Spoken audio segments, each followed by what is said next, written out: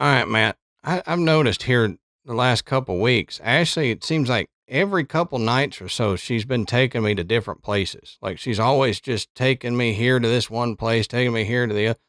But joke's on her. I keep finding my way back.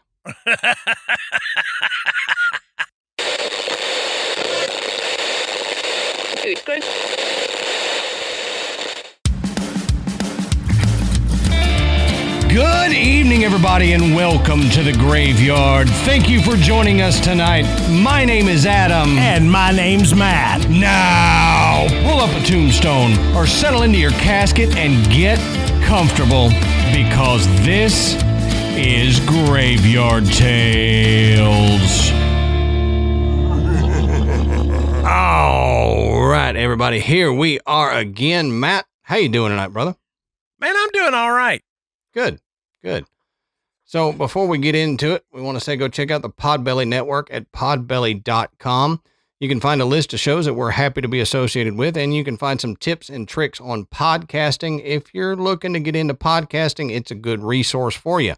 Also, go over to patreon.com/graveyardtales. Sign up to become a patron. We've got 3 different levels, and just recently, we started dropping a new show for our $10 a month patrons. And it's kind of a catch-all show. Yeah. Whatever we want to do, we just do it there. It's uncensored. It's, it gets a little blue sometimes. We've had guests on so far. We have had our lovely spouses on, and you should go over there and check it out. But we've also got a $1 and a $5, and everybody gets a bonus episode a week. The $5 and $10, they get the video versions of that episode, and they get the ad-free versions of the main episodes. So if you don't want to hear ads, you can go over there, sign up to become a patron, and get our ad-free stuff. But we think there's going to be something over there on Patreon that you're going to like. Oh, yeah, absolutely. And, we always try to thank everybody that has donated to the show. I mean, you guys you're amazing. And we appreciate the support so much. We just felt like we needed to give you guys more. Right. So yeah, go check it out. Now's a great time, to jump in, and become a patron. And I think you're going to enjoy it. Yep. While you're on the internet doing all that stuff, go over and give us a rate and review on iTunes or whatever app you listen to us on. It helps with the algorithm because if people search Paranormal Podcast, if we got a bunch of reviews and ratings there, then we're going to pop up in their feed a little more. And I just heard, and because of the way we record this, you may have found this out already and we may be late to the game, but I just heard that Apple Podcast has stopped with the new update automatically downloading podcast. So if you have that turned on and you're like, there's no new shows for Graveyard Tales. Yes, there are. You just need to go into your settings and set it to automatically download. And that's why I'm an Android guy, not an iPhone guy, but that's a whole nother argument. Or, if you're like me, you use a different podcatcher. Right. Look, no offense to Apple or anybody that uses it. That the Apple Podcast app is there. Let's put it this way: there's better ones out there. Yep, that's true.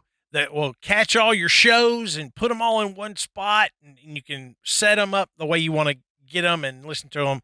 But yeah, make sure if you're an Apple Podcast user, make sure that you're going in there and checking your settings so that you get the newest shows. Yep, exactly. All right, Matt. So that's all the housekeeping that I got. So why don't you tell us, what are we talking about tonight, brother? All right. So tonight it's another cryptid show. This is actually one that we've mentioned in the past.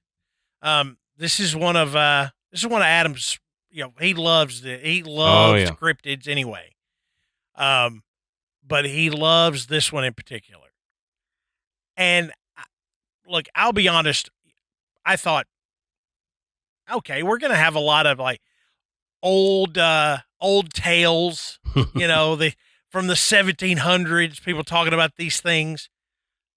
I found ones that happened within the last 5-10 years. Yeah. Yeah. We're going to talk about Pukwudgies. Oh, yeah. Oh, yeah. So if you're going, what in the hell is a Pukwudgie? Like Ashley did tonight. Yeah, it sounds much dirtier than it is. Yep. But when we get to talking about it, I think you're gonna realize that you know what they are. You just haven't heard that name before associated with it. But there have actually been modern sightings, modern experiences with Pukwudgies. Mm-hmm. Okay? This is not like a Bigfoot sighting or Loch Ness Monster. Okay? These are like little goblins. Yeah. And people have had things happen to them, and they are attributing this to Pukwudgies, which absolutely blew me away. But then when you read the stories, you're kind of like,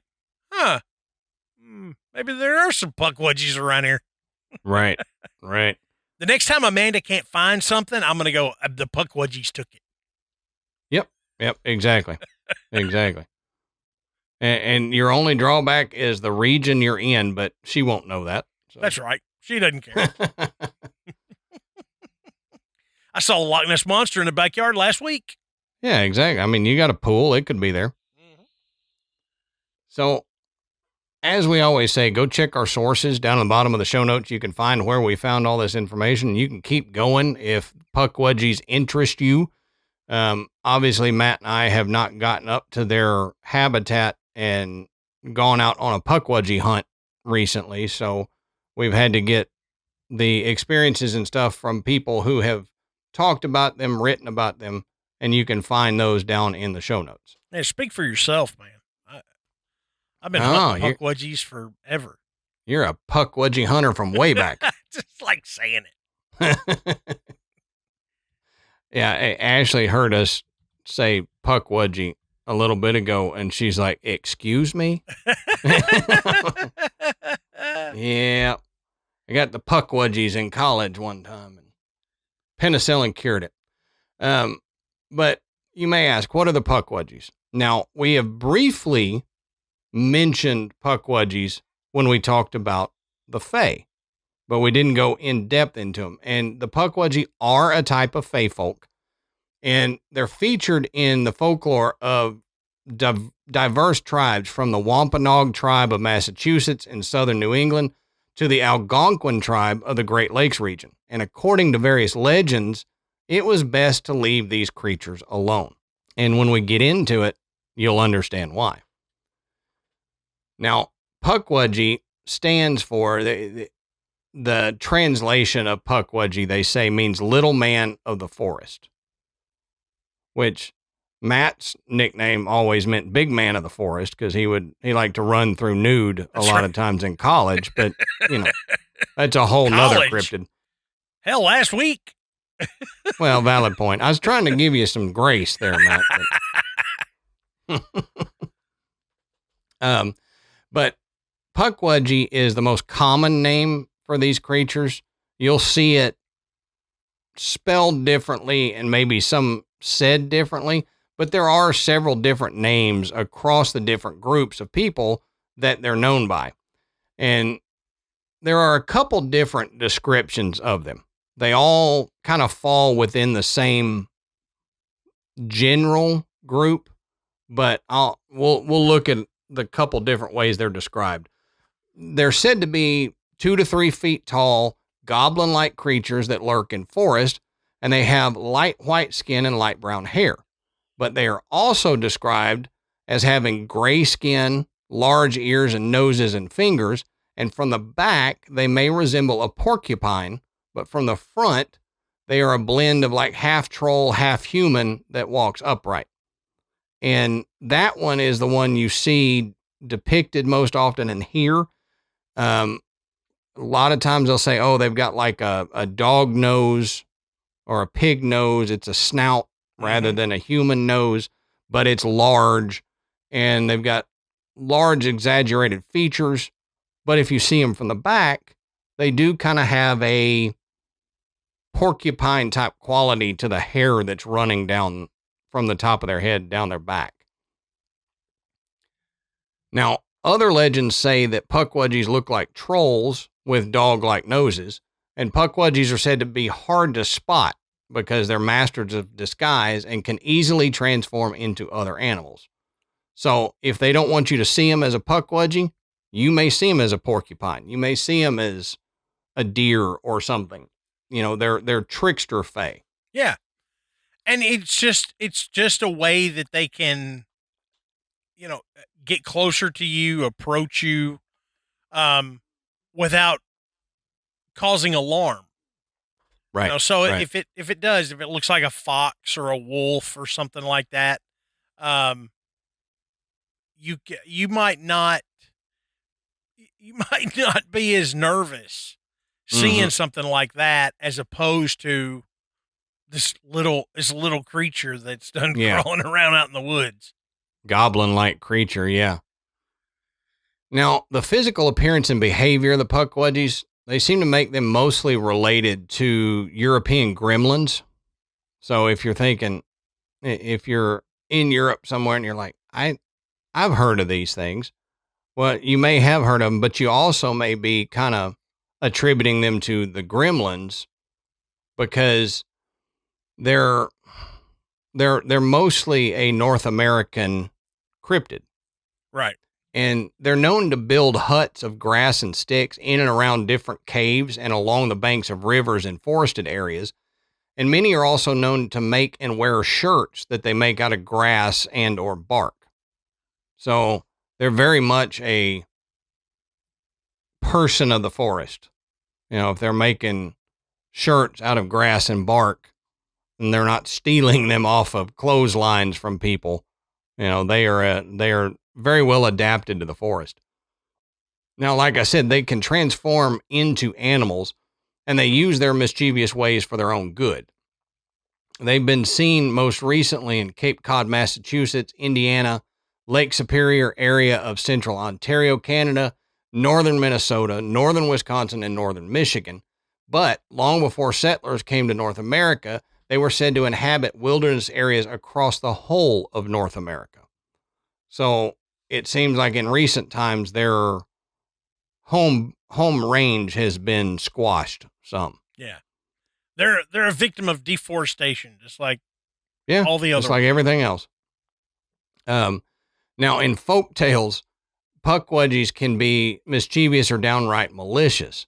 They're equipped with magical abilities like invisibility, shape-shifting, and the power to shoot poison arrows.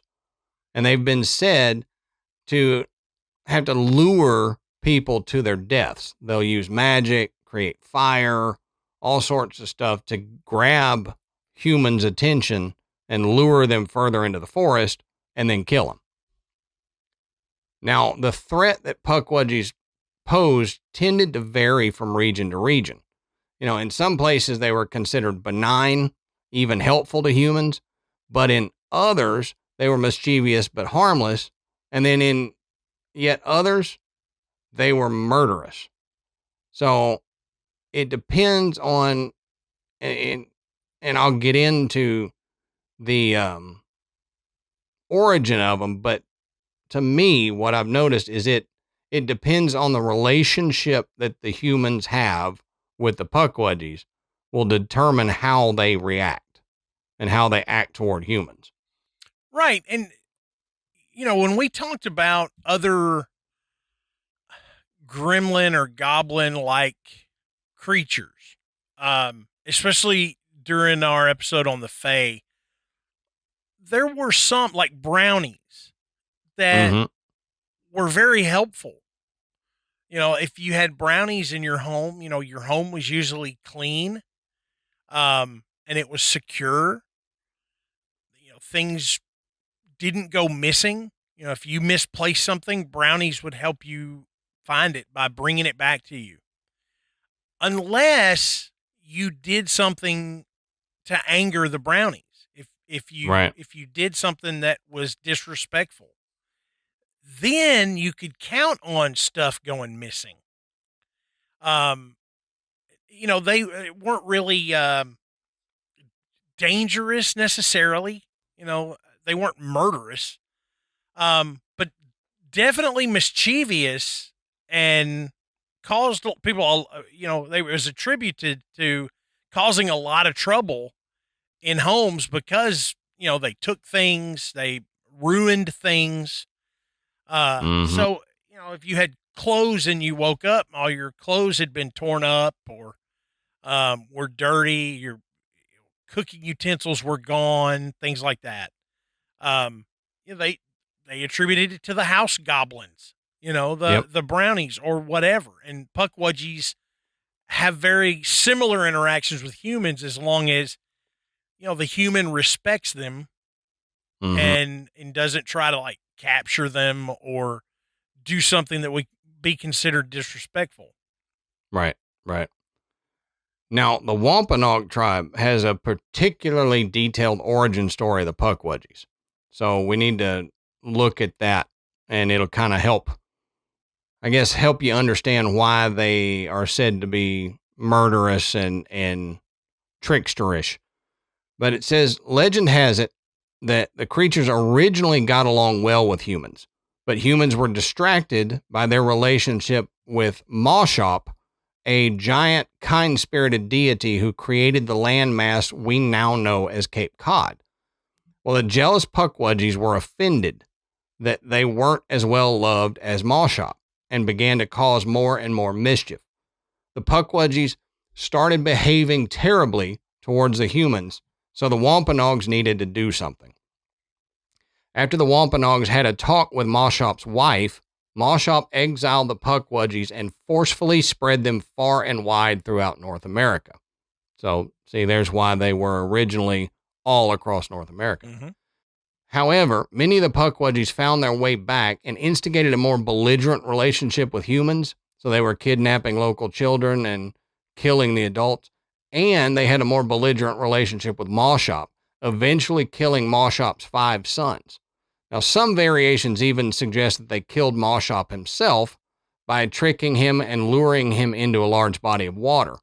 And this legend coincides with the giant disappearing from Wampanoag folklore. So at some point, Mashop the giant was just out of their folklore, and they say it's because the Pukwudgie killed him. Right. Yeah. He just vanished. Mm-hmm. And they blamed it on the Pukwudgie. Well, now their powers depend on which tribe you ask. A human who annoyed a Pukwudgie might just be the victim of some unpleasant trickery, but they might also be pushed from a cliff, shot with fiery arrows, or have their children stolen. Now, Pukwudgies could also create fire and orbs.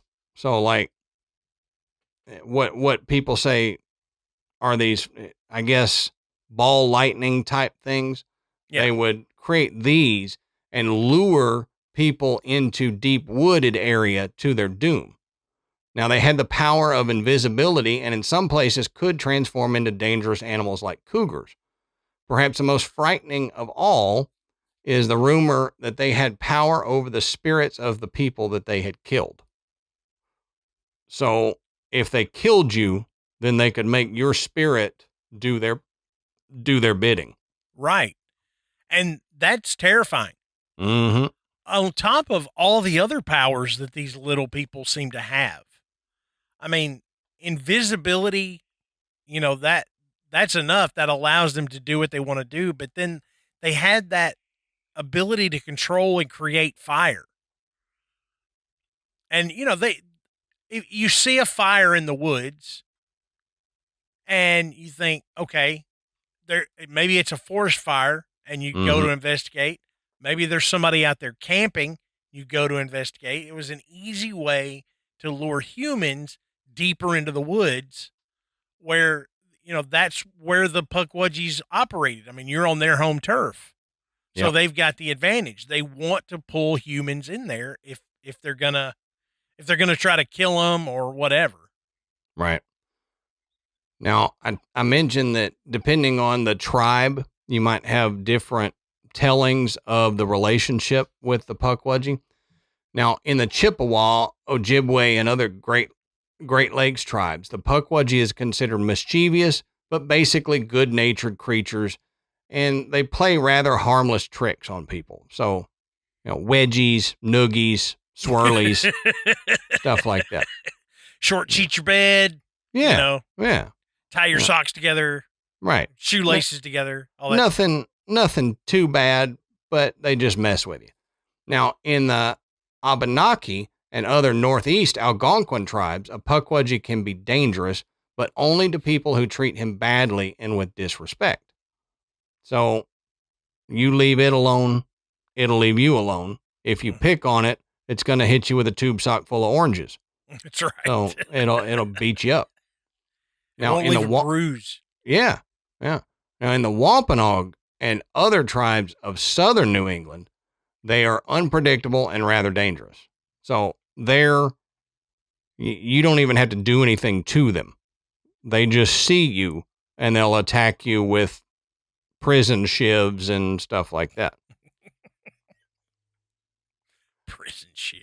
I'm just for each one of those, I was trying to think of something to go with it. But now, one of the first mentions of Pukwudgies in literature comes from Henry Wadsworth Longfellow's poem, The Song of Hiawatha, which refers to the mischievous Pukwudgies that killed the giant Kwasind by pelting him with pine cones.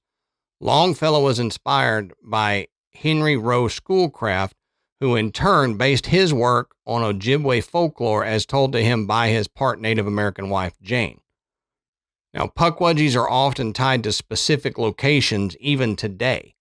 Many reported sightings come from the woods of Massachusetts, and in fact, Matt will probably talk about this too, but I got to mention it. The police in Freetown, Massachusetts have put up a Pukwudgie crossing sign near the Freetown State Forest. Yeah. I think it's sent fantastic. You a picture of that. Yeah. It was essentially like an April Fool's prank for them to put it up, but there was a reason behind it. Yeah. This is where the story originates. Right. And it's cool that the legends persist today. Right. And that's the thing. Many people say that the Pukwudgie shouldn't be left in history. A lot of rumors say that their, quote, nasty forest tricks continue to this day in forested areas of Massachusetts where the Wampanoag people once lived. So what, taking them out of the history would get rid of them? No, they're saying don't relegate them just to history. Oh. It needs to be continued to this day. Yeah, it's an active tale. Yep. Yeah. As Adam mentioned, Freetown, Freetown is a state park, in Fall River, Freetown, and Lakeville, Massachusetts. And, Fall River, it's already got some kind of crazy, creepy stories. Mm-hmm. It's got more than its fair share of the violent rumors, because it's the home of Lizzie Borden. Oh yeah, that's right. Of course, she killed her father and stepmother with an axe in the 1890s. The Pukwudgie story is even darker. In the Freetown State Forest, there is a 100-foot cliff known as the Ledge, and it overlooks a quarry. Now, there have been several suicides at the Ledge by people not known to be mentally ill. Not to say you have to be mentally ill to commit suicide, but it definitely plays a factor. Yep. But a lot of people blame the Pukwudgies on luring these people to their deaths because they had no indication of being suicidal. Right. And for these stories, it just didn't make sense that these people would go out in the woods and jump off a 100-foot cliff to their death just on a whim. Mm-hmm. I think most people will will show some signs of having that potential before the actual act. Right. So the Pukwudgies, get some of the blame, for this. Adam, have you ever tried to break a habit? Oh, yeah.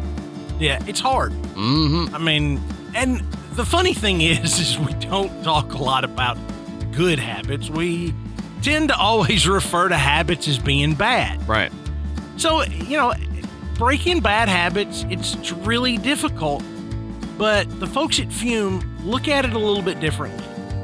Instead of just completely cold turkey stopping a bad habit, what if you replace the bad in the habit with something good? Okay? Makes it a little bit easier, makes it better, and it puts you in a position where you can succeed in breaking those bad habits. Right. Fume is an innovative, award-winning flavored air device that helps you break those bad habits. Instead of vapor, Fume uses flavored air. And instead of electronics, Fume is completely natural. And instead of the harmful chemicals, Fume uses delicious flavors. So, you get it, right? We're going to replace the bad in a habit with something good. So, Fume is good. It's a habit you're free to enjoy. And it makes replacing your bad habit that much easier. That's right. Your Fume uses an adjustable airflow dial, and it's designed with movable parts and magnets for fidgeting. So it gives your fingers a lot to do, which is helpful for de-stressing and anxiety while you're trying to break that bad habit. I know for me, and I know it is for you too, Matt, it's a lot about the ritual of the hand doing something. Yeah, 100%. Yeah. And so the cool thing about Fume is you've got that device in your hand, which takes the place of that ritual, but you're not getting anything harmful. You're just breathing in a nice tasting flavored air, and you can sit there and snap and twist on the Fume like a little fidget toy. I was shocked with how good the flavors are in Fume. It spans the gap of a bunch of different flavors. You've got like cracked pepper and maple, all the way to like orange or mint. And so it's cool. It uses like a oil on a little cartridge thing that as you breathe past, you get that. So you feel like you're inhaling something, but you're just breathing air in. And it's a nice looking, sturdy device. It's part wood, part metal. So it feels good in your hand. It's nicely weighted. And Fume actually just released a magnetic stand for the Fume device. So there's no more losing it around the house. You can just pop it on that magnetic stand, and it's built with fidgeting in mind. So while you're sitting there, at your desk and doing something, you can put it on there and spin your Fume around on it. So it's extra little fidget tool if that's what you're into. So if you want to start this year off right with a good habit, you can go to tryfume.com. That's tryfum.com/tales, TALES, and get the journey pack today. Fume is giving our listeners of Graveyard Tales 10% off when they use our code TALES, TALES. Yeah, so go to tryfume.com/tales and get the journey pack today. Again, Graveyard Tales listeners get 10% off when they use our promo code TALES, that's TALES, and help make starting the good habit that much easier.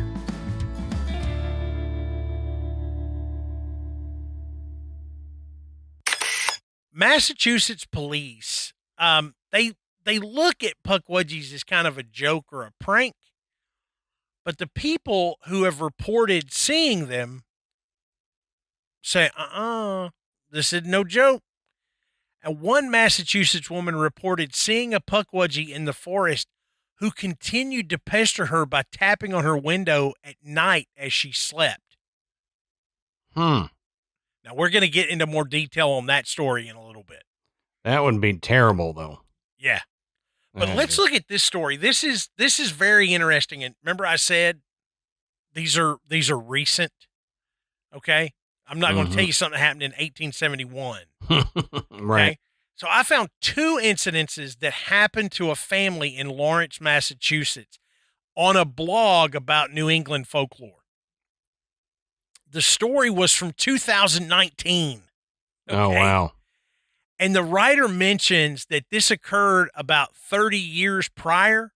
So we're talking about the late 80s, early 90s when these events occurred. I mean, this is modern. Yeah, that's real modern.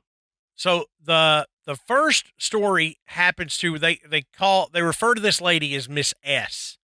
Okay, so the first incident happened to Miss S's brother Bob. Now he was just a child at the time, maybe 7 or 8, and he was watching TV with some of his cousins at his grandparents' house in Lawrence, Massachusetts. They were sitting on the couch, which faced the TV, but had its back toward a doorway in another room. As they sat there watching TV, Bob felt someone pull on the back of his hair. Now, he thought it was one of his cousins, specifically his cousin Sandra, and he told her to stop. But Sandra denied pulling his hair, and a few seconds later, he felt it again. So again, he blamed Sandra for doing it, and she still said she didn't. A few more seconds passed, and Bob once again felt someone tug on his hair. So he turned around, at this point being pretty angry, expecting to see one of his cousins hiding behind the couch coming out to yank on his hair. But instead, he saw something else. Instead of one of his cousins, he saw a little old lady with long white hair. Weird. And the writer says, when I say little, I mean very small. Like she was only 2 to 3 feet tall. When she saw Bob looking at her, she quickly started to run towards the front door of the house.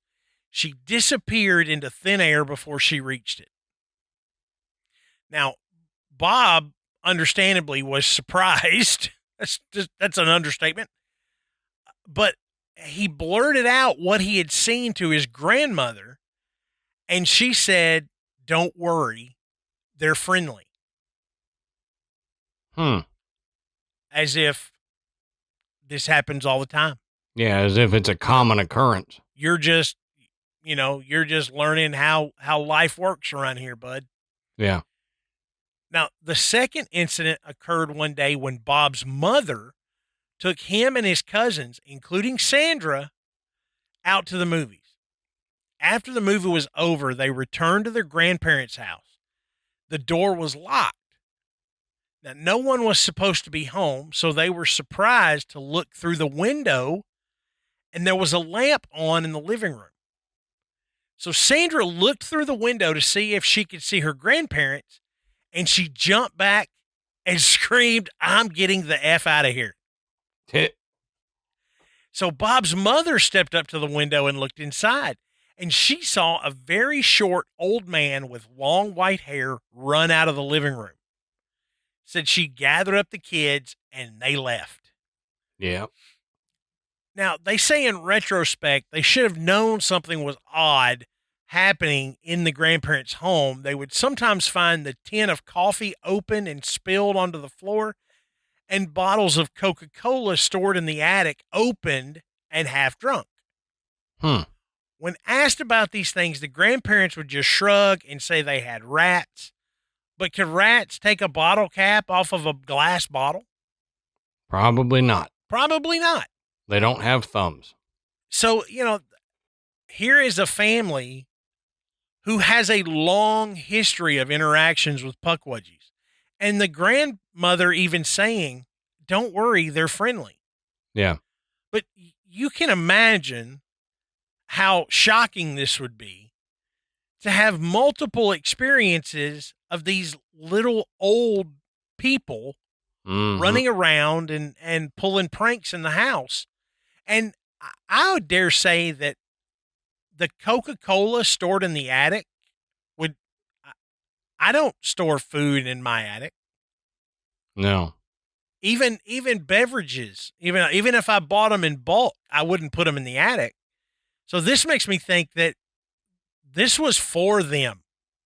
The grandparents put, Cokes up in the attic specifically for the Pukwudgies. Yeah. As a way to, to placate them and ensure that their behavior stayed friendly and playful as opposed to them turning more mischievous. Yep. And you hear about a bunch of old timers who they would, leave offerings to fey folk. Oh, yeah. To appease them. And I mean, we even talked about it in our fey episode. It's probably a good idea to do stuff like that if you know you've got fey activity. Uh-huh. So I agree. I think you're spot on with that they are leaving Coca-Cola offerings. Mm-hmm. And that's probably not the only thing they're leaving up there. That's just what you see evidence of. They're probably leaving food that is being eaten and you just don't see the evidence of it. Even if you have a garden, making a fairy circle or a little fairy altar where it's pretty and it's kept clean and you put regular offerings there, then your flowers will bloom and thrive because the Fae will ensure that happens.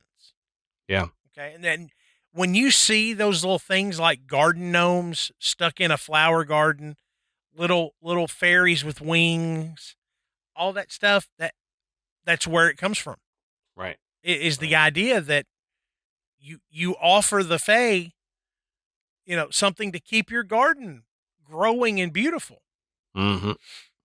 Now, we were talking about earlier the Wampanoag people having, legends of the Pukwudgies, but a lot of indigenous people have legends of the Pukwudgies. One of the most popular places to see them is in Mound State Park in Anderson. Now, these Pukwudgies come from the legends of the, you're going to have to help me, Adam. Is this the Lenape? I think you're right. Yeah. Lenape. Yeah. The Lenape tribe? Okay. That's how I've always said it. I could be wrong, but. Okay. I couldn't find an accurate pronunciation of it. So, but the Lenape people who lived in Indiana prior to white settlers, and author and amateur archaeologist Paul Startzman claims to have encountered the Pukwudgies numerous times and wrote on his experiences and the experiences of others in his book, The Pukwudgies of Indiana. Now, Startzman's first encounter with the Pukwudgies was in 1927 when he was only 10 years old. Startzman said that he was hiking alone on a trail in the park and he suddenly saw a little man half his size. The little man had dull blonde hair that covered his head like a helmet, which left his round ears to protrude. So he had like a little bowl cut and his ears were sticking out to the side. That's a funny look. I know. I think, I looked like that when I was a kid. I was a Pukwudgie. I was thinking about doing it now. Throw that hair out. Now, Paul Startzman interviewed many Indiana residents who had encountered the Pukwudgies in their lives. He chose to keep their identities anonymous because of skeptics. So Eloise H. was one of these people, and he interviewed her while she was living at a nursing home in Anderson, Indiana. She remembers playing alone in the park and was approached by a group of little people who seemed curious about her and what she was doing. Eloise said that they had high-pitched voices and spoke a language that she could not understand. She experienced this again when she was older, hiding alone in the nearby woods. And Eloise's story kind of makes me think the Pukwudgies may make themselves known to a child before they would an adult. Yeah. Or they get the sense that this particular person would be open to their existence. Right. You know, they're right. they're gonna have some level of trust. And so I think Eloise being alone helped. Mhm. And you know, the fact that they are curious in nature, you know, if she was doing something and they were like, what's she doing? Let's go see what they're doing. Now, Christopher Balzano, he wrote a great book called Dark Woods, Cults, Crime, and the Paranormal in the Freetown State Forest. And this book contains 2 Pukwudgie accounts, and both of them are kind of creepy. Now, in the first one, a woman named Joan claimed that she was walking her dog in the forest on a spring day in the 1990s. Her dog ran off the path and dragged her into the woods. When the dog finally stopped, she found herself staring at a strange little being standing on a rock. She describes him as looking like a troll, 2 feet tall, with pale gray skin, hair on his arms and on the top of his head. His torso made up the majority of his body, and he had very short legs. She said his eyes were deep green, and he had large lips and a long, almost canine-like nose. So, needless to say, Joan was pretty shocked to see this thing. She stared at it, and it stared back at her. And she said finally the dog ran back to the path, and it pulled her away from it. Now, that's kind of weird, but here's the creepy part. Several times after seeing the creature in the woods, Joan woke up in the middle of the night to see it staring into her bedroom window. Yeah, that's creepy. And the nighttime visits didn't stop until Joan moved to another county. Oh, wow. Yeah. Now, the second account in Dark Woods is told by a man named Tom. Now, Tom first saw a Pukwudgie when he was a teenager. He had snuck out of his parents' house one night to walk in the woods to clear his mind. Who the hell does that? Yeah, no joke. I'm just going to walk in the dark woods at middle of the night by myself. Right, to clear my mind. Yeah. You realize how much crap would be going through my mind if I was walking in the woods alone at night? Exactly. That's what I was about to say. It would not clear my mind. It would fill it. Far from clear. Yeah, I would be worried not just about Pukwudgie or like any type of fae. I would be worried about wolves, right, bear, anything that might bite me. I would welcome a Pukwudgie. Yeah, no joke. No joke. Hey, dude, you can make fire. Come on. Yeah, make some fire, scare off the bear and stuff.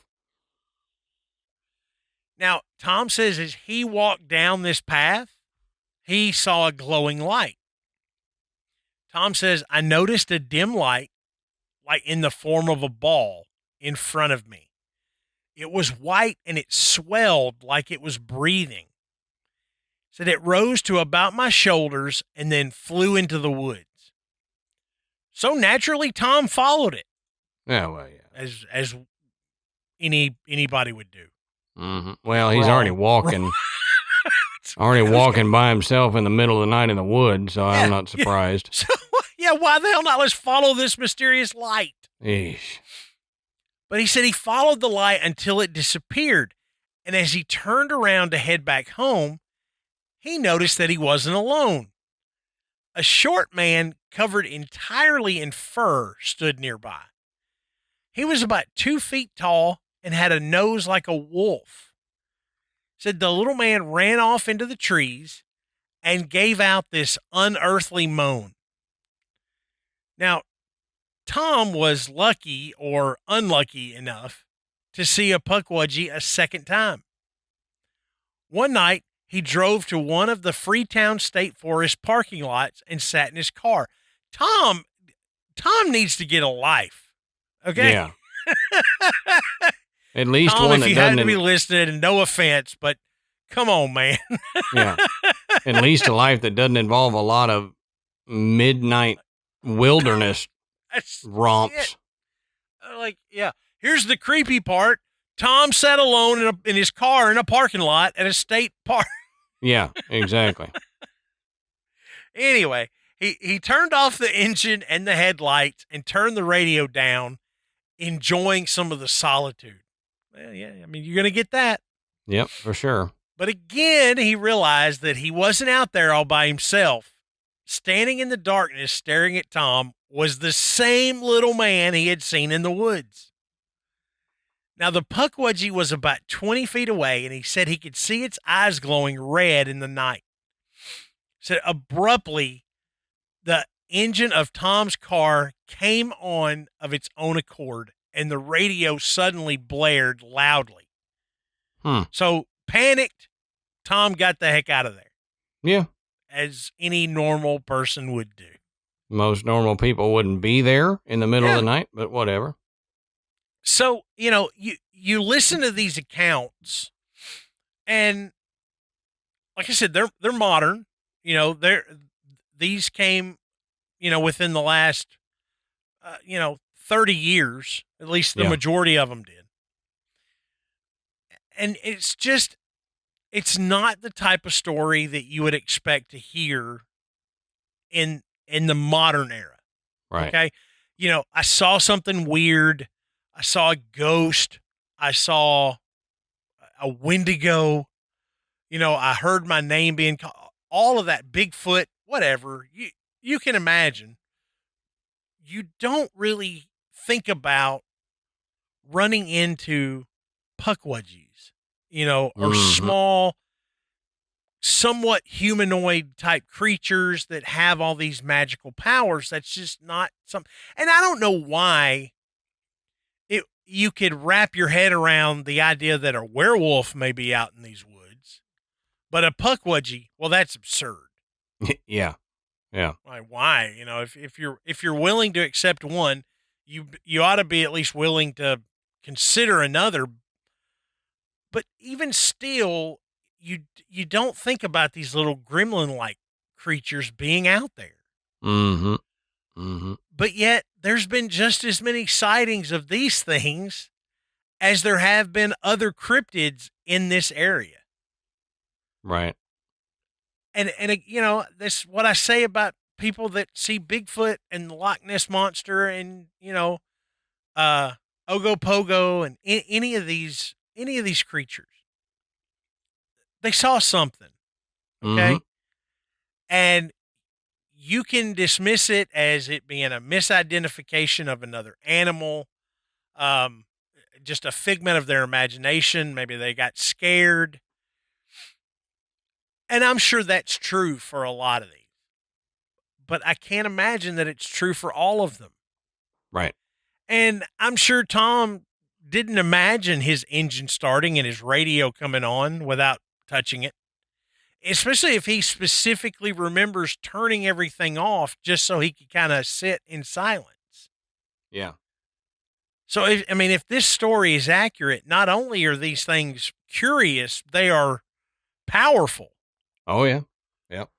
So, it's not like you wouldn't fear them at all because they could potentially kill you if they could start your engine from 20 feet away. Yep.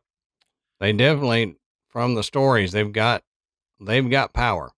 Oh, yeah. And they can harness it for good or evil. So I really thought it was interesting that we were seeing these modern sightings, modern experiences of Pukwudgies. It certainly wasn't what I would have expected. But it does. It makes you wonder. If it's not a Pukwudgie legend that people are adhering to, what is it? Right. What are these people seeing? What are they interacting with that gives them the impression that it is like a little small gnome that hangs out in the woods? Yeah. What animal could it be if you're misidentifying an animal? Right. It Other than maybe the way they describe it, they saw it well enough to know it wasn't an animal. Right. Right. And I mean, other than maybe a porcupine from the back, if you saw that, you might, oh, maybe that's a pukwudgie. Yeah. But if you're seeing it directly head on, there's nothing that you could mistake for that. I know. I kept thinking like the canine-like nose. That's a common thread through a lot of these stories, or an elongated nose. And that a porcupine fits the legend where they have these spikes on their back, Yeah. like going down the back of their head and spine. And then of course, a porcupine's going to have an elongated nose. But porcupines aren't 2 to 3 feet tall. No. Well, honestly, I've never seen a porcupine outside of the zoo, but he was little. Yeah. Yeah. I mean, he was like a small dog. And I would imagine they can, but I didn't witness a porcupine sitting up on its back legs. No. Certainly not standing up for any length of time to give the appearance of a small humanoid that was 2 to 3 feet tall. Yeah. I know they can, but I don't think it's a regular occurrence for them. Well, I would think all four-legged mammals like that can rear up. Mm-hmm. But can they do it for an extended period of time to appear human-like? Yeah. I don't. Or to seriously appear doubt it. bipedal. Yeah. Seriously doubt that.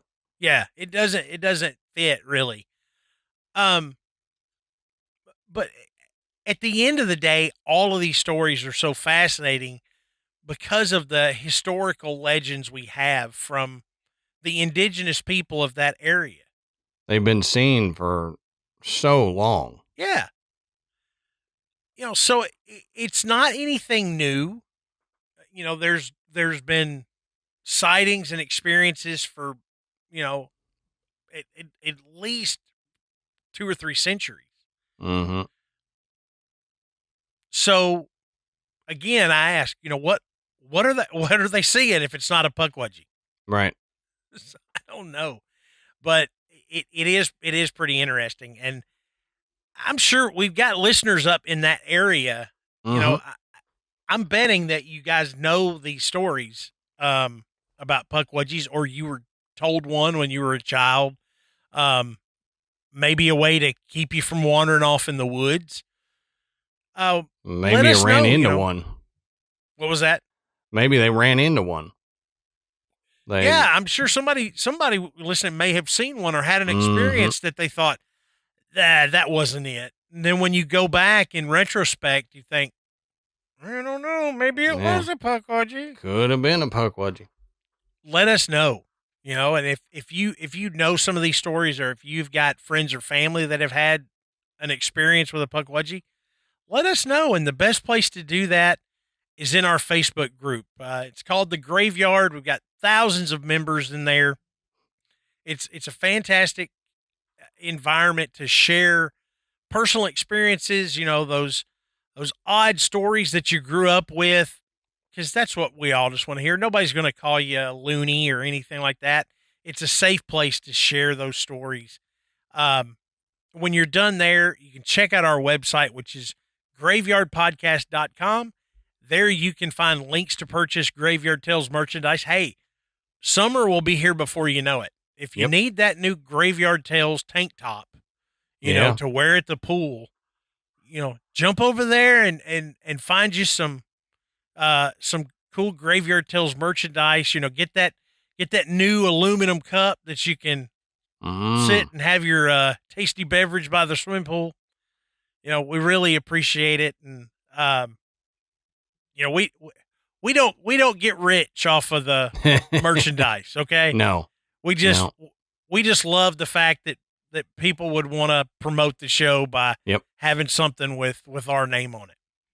But you can also become a patron, and as Adam mentioned at the beginning of the show, a lot of new stuff going on for our patrons, and our newest show, Side Quest, available for our $10 patrons. So definitely check that out. And I'll tell you what, pukwudgies were fun. When you told me this, I was like, oh man, we're finally going to do this. Yep. But I wasn't expecting to find everything I did. So Adam, that's about it for Pukwudgies. Yep. And until next time, we'll save you a seat in the graveyard. See you soon.